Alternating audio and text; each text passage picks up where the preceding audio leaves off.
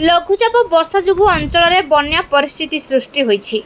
मयूरभंज जिला सारसकणा ब्लॉक अंचल तलिया अंचल से प्रभावित होईछि उमादेईपुर ग्राम पंचायतर महांतीपड़ासिया झारपोखरिया पंचायतर झारपोखरिया धानघेरी सारसकणा शेरसा पंचायतर शेरसा नेदा एहिपरि अनेक ग्राम एवं राजलोका ग्राम पंचायतर राजलोका ओलातोड़ा भालुकुदर बेलबरिया भली अनेक अंचल जलमग्न होइथिबार देखा देछि।